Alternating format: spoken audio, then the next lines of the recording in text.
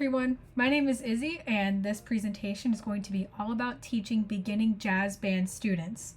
For the beginning band director, jazz band can feel very overwhelming as the instrumentation and style are vastly different than that of a concert band. I hope this presentation will alleviate some of your stress and give you the resources that you need and can use to successfully run a jazz band for your eager students. So what exactly is a jazz band in a band program? Jazz band is typically taught after students have been in beginning band for at least a year. This is so that students are coming into this new style of music with pre-existing knowledge of fingerings, flexibility for their instrument, fundamentals, instrument care, and musical literacy before they jump into a completely new style of music. Can jazz be taught in 6th grade? I believe it can, but students need to know the fundamentals of their instrument before diving into any kind of musical performance for a concert.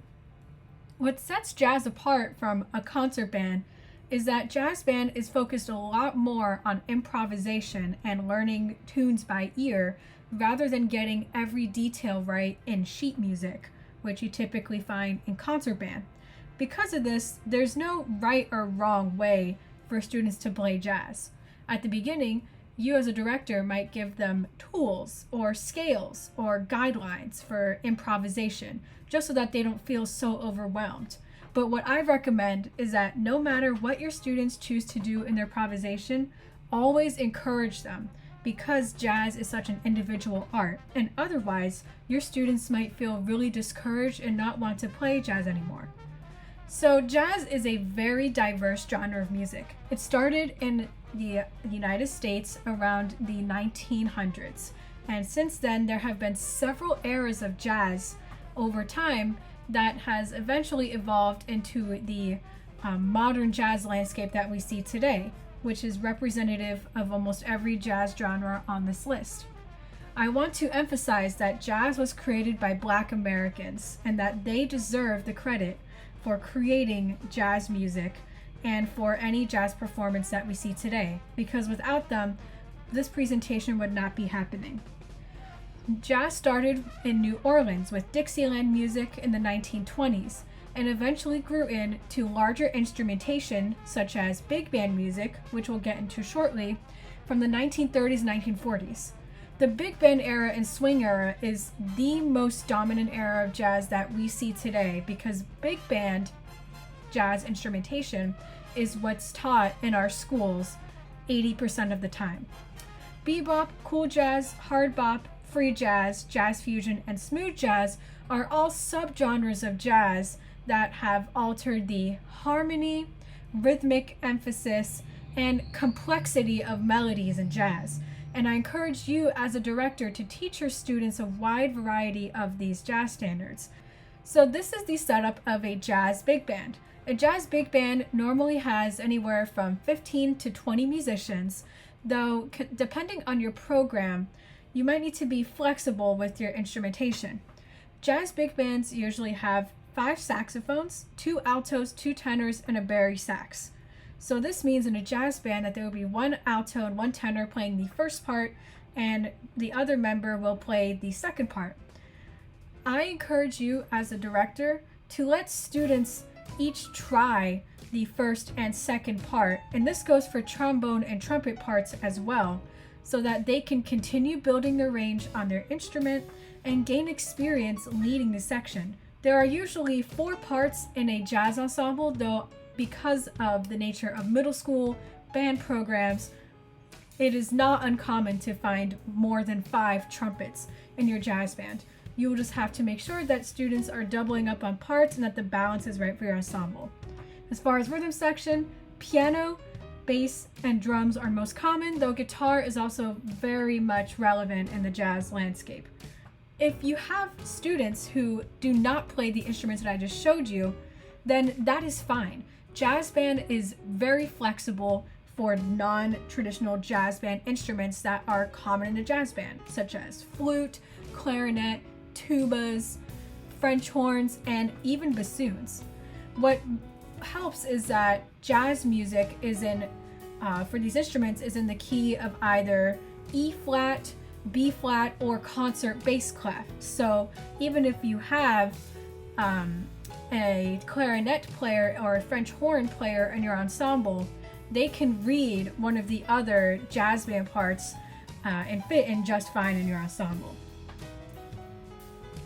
So here's what I recommend for students on non-traditional jazz band instruments for parts to either read from another member or for them to switch to an entirely different instrument. What I would recommend is if your student is already very experienced on the flute or any other instrument, then they can continue flute if they would like, but if they're very experienced, then I think it would benefit them to learn a jazz instrument to blend in with the ensemble. Of course, I wouldn't recommend this for 6th graders because you want to be able to be flexible with the music you perform in both your concert band and jazz band if you have both in your program. But no matter which path you choose and no matter what instruments you have at your disposal, there will be opportunities for any instrumentalist to join a jazz band.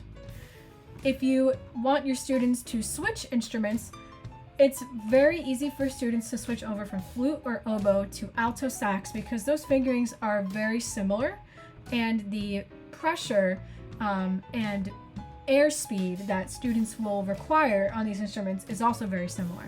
Clarinet and tenor sax is a very common combination for students in jazz bands, both at the middle and high school level and also at the professional level because of the similarity in fingerings. Euphonium players can either very easily switch to trombone with the matching of valves and the trombone slide, or they can just read the trombone part very easily because it's in the same clef and key. For French horn players, this is a bit of a larger issue. French horn is in the key of F, but trumpet is in the key of B flat. There are some jazz charts at the beginning level that will have French horn parts in F, just in case you as a director have a French horn player in your program who is eager to join jazz band but doesn't want to switch to trumpet, or you don't recommend that for them. Up to your discretion. However, this isn't common in high school and beyond, so if you have a French horn student who wants to join the jazz band, I would either recommend arranging parts, trumpet parts in the French horn key, having the French horn player learn the trumpet key, or just have them switch to trumpet entirely because the mouthpieces are very similar and it won't take them long to get used to the new fingerings. So you're probably wondering, what the heck do I teach in a jazz band? This is a lot to take in. Jazz band is a combination of reading sheet music, oral tradition, learning jazz standards, and combo playing as well, which is how jazz band started ever since Dixieland playing. It didn't start with big band. So while the pacing of your program will greatly depend on what instruments your students are playing and also the progress that they're at in their musical journeys, here's what I recommend to start your students with. I would first introduce them to what jazz is, because it is very different from the concert band music that they may already be playing, or if they're starting from scratch, they need to know what kind of music they're playing so that they can connect with it. And I would also introduce them to swing rhythms and how swing eighth notes are different than straight eighth notes.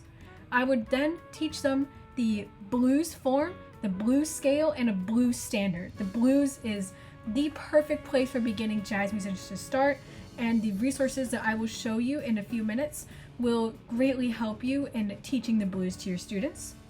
Then after that, I would begin handing out big band music because students will have probably a month of experience with the blues, swing rhythms, learning a jazz standard.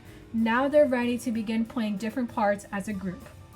Then I would cycle back and forth between learning a jazz standard to your students every week, continue reading sheet music in your ensemble, and introducing new scales and harmony to your students.